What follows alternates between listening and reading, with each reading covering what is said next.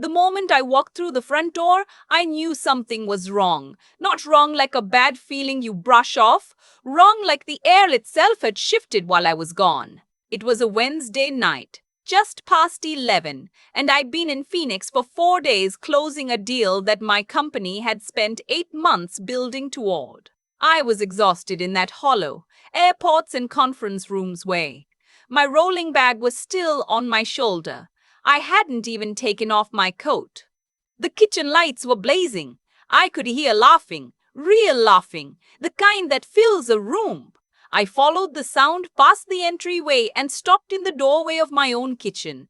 My husband was at the stove, spatula in hand, making pancakes. At 11 o'clock at night, my sister-in-law, my husband's younger sister Haley, was sitting at my kitchen island with her two boys, Jaden and Connor, 8 and 6 years old, syrup already on the counter, crumbs on my bar stools. She had her feet tucked underneath her on the stool like she lived there, like she'd always lived there. She looked up when she saw me. She didn't look startled. She looked almost annoyed, the way you look when someone interrupts something nice. "Oh," she said, "you're back early." My flight had landed 40 minutes before it was supposed to. That was the extent of my being early. My husband, his name is Kevin, turned around from the stove. He smiled at me. Actually smiled. "Hey, babe, want some pancakes? The boys were hungry." I looked around my kitchen. I looked at the dishes piled in the sink, the juice glasses on the counter, the coloring books spread across my dining table. I looked at Haley still sitting there like she was waiting for me to leave again. And then I said, "Where's Sophie?" Kevin's smile didn't fall exactly. It just got smaller. "She went to bed a while ago." "It's 11 o'clock, I said. "She's 5. She was tired." I put my bag down on the floor and walked down the hallway to Sophie's room. I pushed open the door. The nightlight was on. Her bed was empty. Her stuffed elephant, the gray one she's had since she was 2, the one she can't sleep without, was sitting on top of her dresser. Not on the bed. On the dresser, like it had been moved there and left there. I checked the bathroom. I checked the hallway closet, which sounds strange, but Sophie goes in there sometimes when she's upset. She likes small spaces. She always has. I found her in the laundry room. She was curled up on top of the dryer with a blanket that wasn't even hers. It was one of those thin ones we keep for guests, and she was asleep, but not peacefully. The kind of sleep that comes after crying.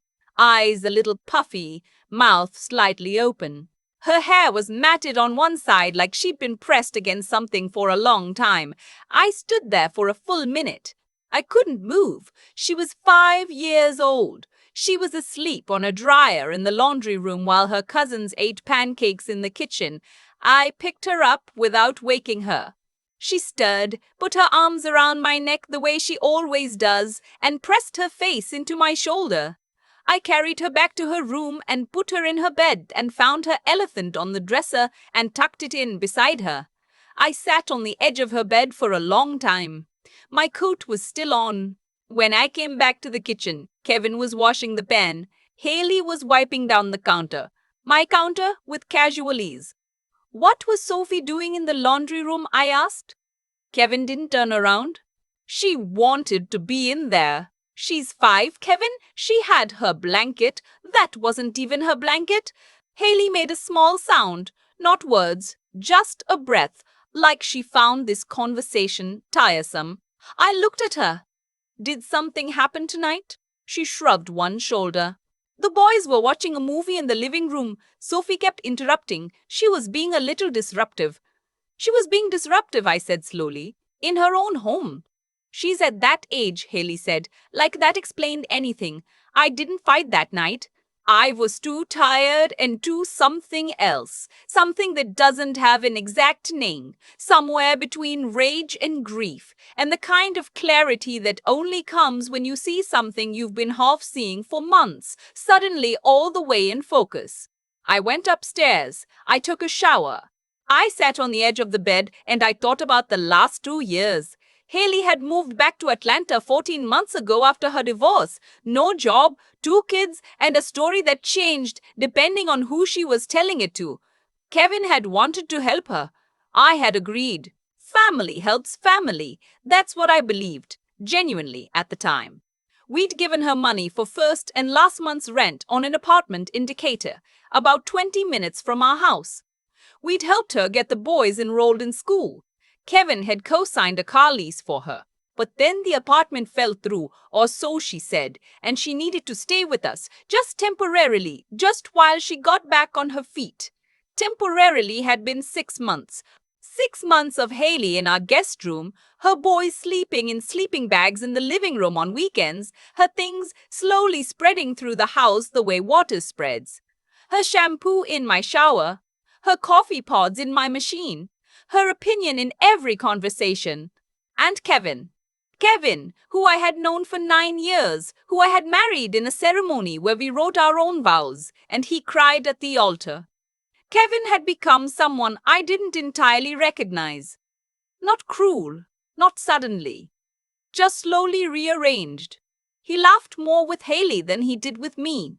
He consulted her before he made plans. He deferred to her comfort in our own house, small choice by small choice, until it was her house and I was the visitor who kept pointing out rules no one else felt applied to them anymore.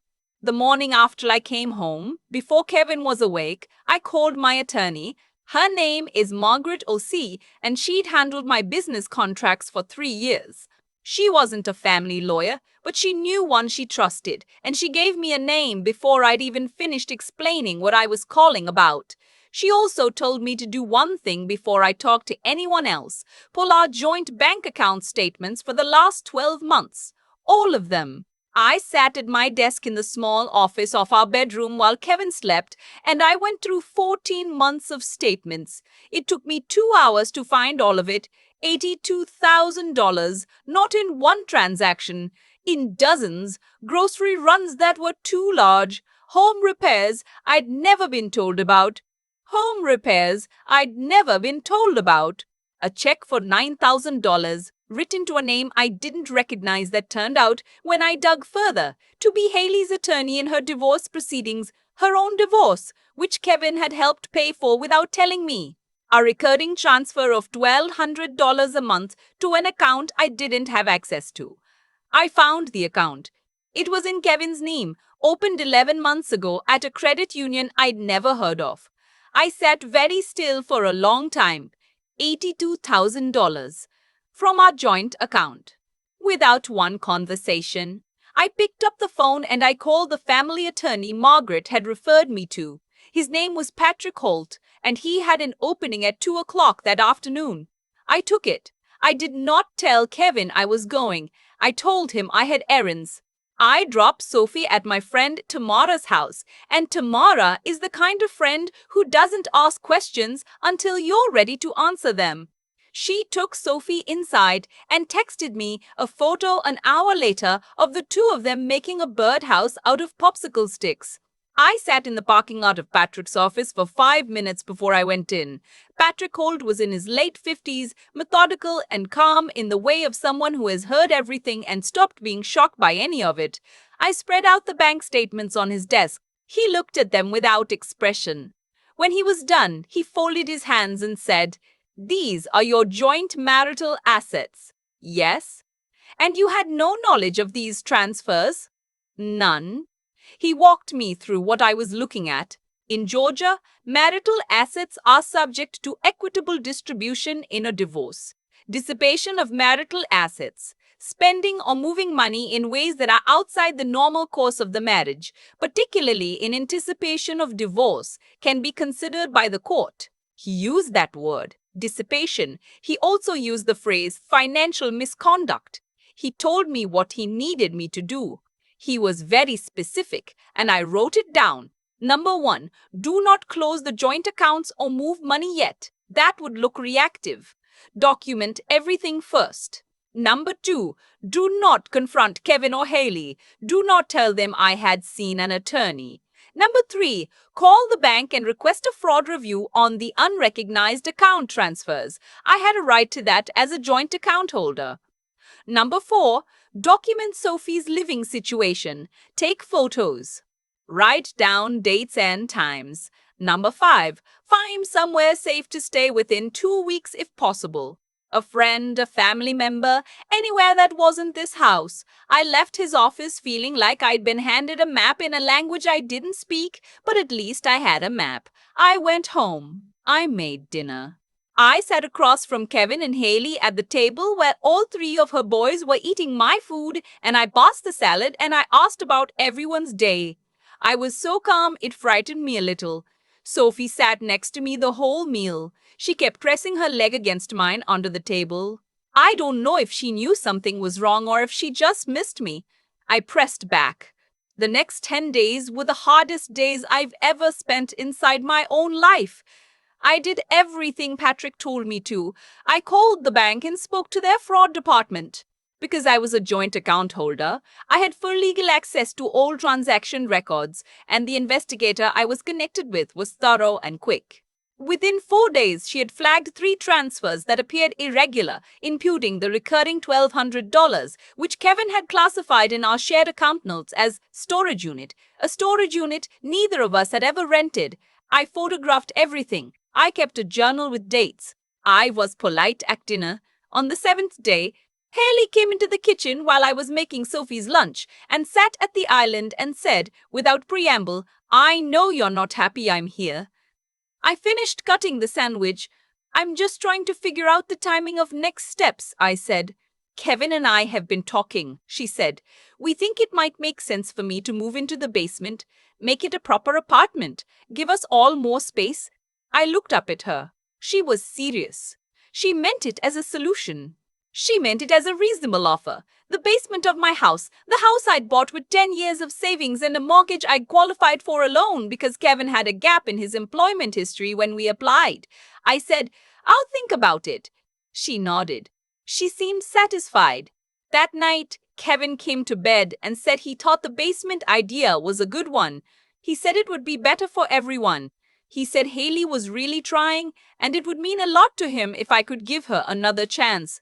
I said, "Okay, let me think about it." He fell asleep easily. I lay there until 2 in the morning. On the 9th day, I called my mother. My parents live in Savannah, 3.5 hours away, in the same house I grew up in. My mother is not a soft person. She is practical and a little blunt, and she has never once given me advice I later regretted taking.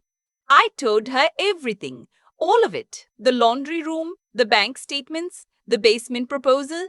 She was quiet for a long time when I finished. Then she said, "When are you bringing Sophie?" I said, 2 days. She said, "I'll get the guest room ready." On the 11th day, while Kevin was at his brother's house helping with a deck repair and Haley had taken the boys to a birthday party, I packed 2 suitcases, one for me, one for Sophie. I took Sophie's elephant. I took the file with every bank statement, every screenshot, every note I'd made. I called a locksmith and had him change the locks on my office, which had a separate key from the rest of the house. That room had all the business documents I needed, and it was technically a room I'd converted from a garage space before we married, still titled in my name alone as a home office. I buckled Sophie into her car seat. She asked where we were going. I told her we were going to see Grandma and Grandpa. She said, "For how long?" I said, "For a while, baby." She said okay and put on her headphones and was asleep before we hit the highway. I cried for about 40 miles. Then I stopped.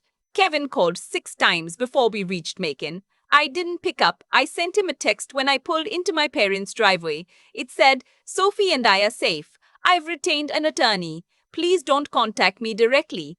Have your attorney contact Patrick Holt." He called 8 more times. I didn't answer. My mother was standing on the porch when we pulled up. She came down the steps and opened the car door and took Sophie right out of her seat without even looking at me first. She pressed her face into Sophie's hair and held her, and Sophie wrapped her legs around my mother's waist like she was 5 going on 2. Then my mother looked at me over Sophie's shoulder and she said quietly, just for me. You did the right thing. I needed to hear that more than I could explain. The divorce process was not fast and it was not easy, but it was cleaner than I expected because I had done what Patrick told me to do and had the records to show for it.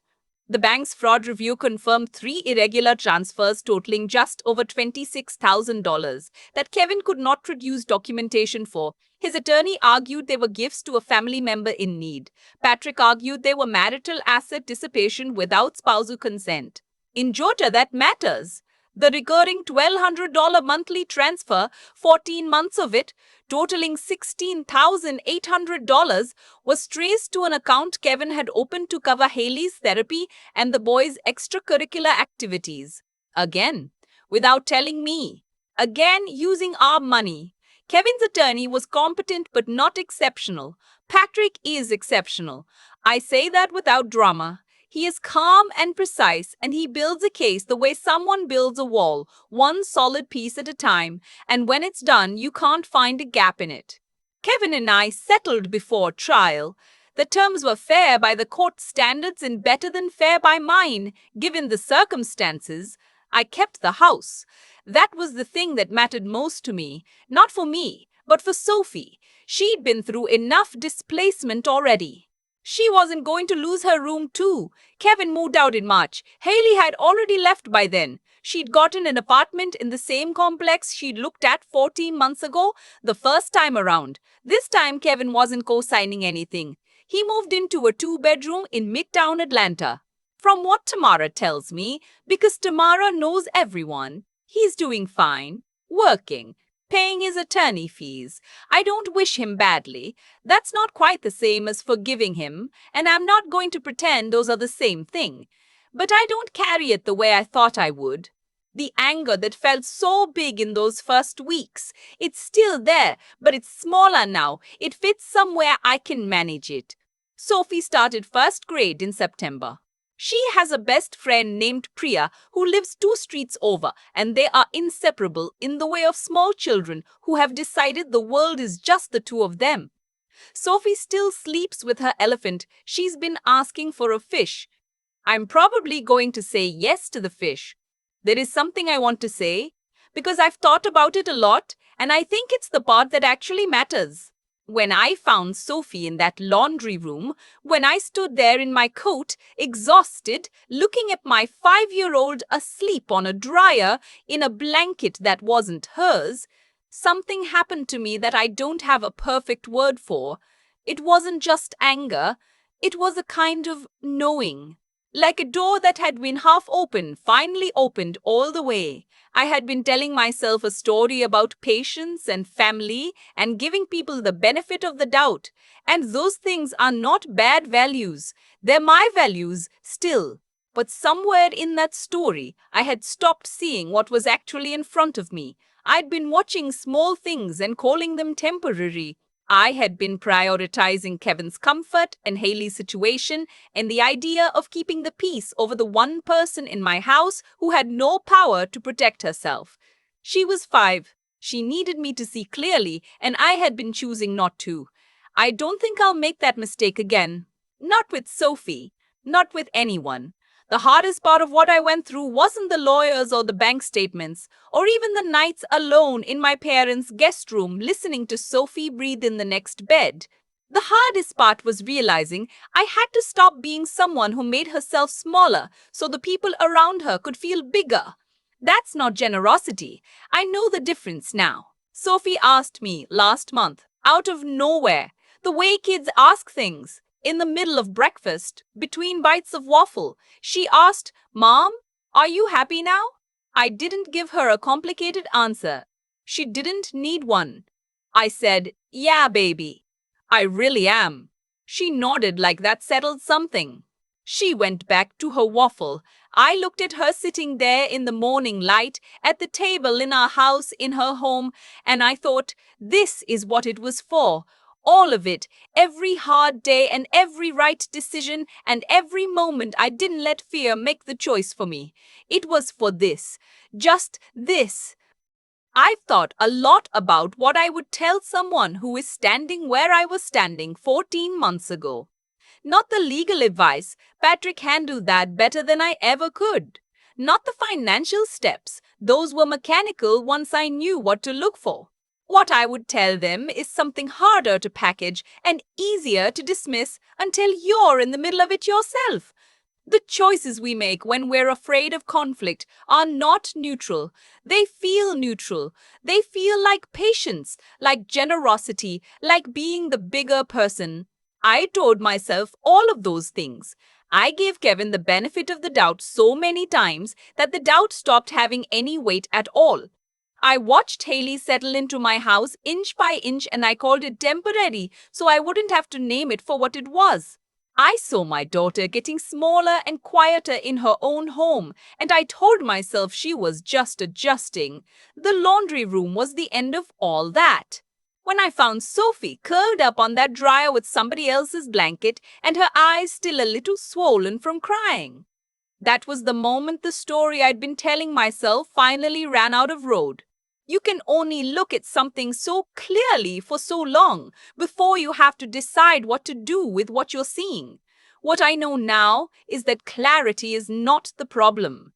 Most people in painful situations can see what's happening. The problem is the cost of acting on what you see. The cost felt very large to me for a long time. Losing the version of my life I thought I had. Losing the idea of Kevin as the person I married. Losing the peace of a house that wasn't peaceful anyway.